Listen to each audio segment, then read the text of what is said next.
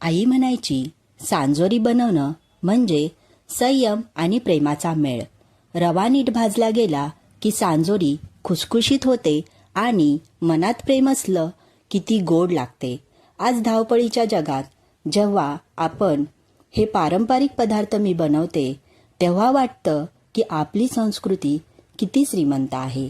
ही सांजोरी फक्त माझ्यासाठी नाही, तर माझ्या आईने दिलेल्या त्या वारशासाठी आहे, जो मला पुढच्या पिढीला द्यायचा आहे.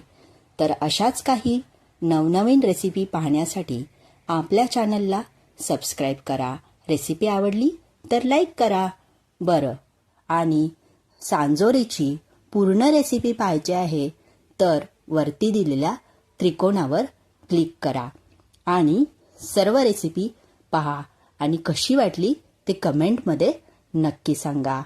पुन्हा भेटू अशाच एका नवीन रेसिपीसोबत आणि काही पारंपरिक रेसिपीसोबत.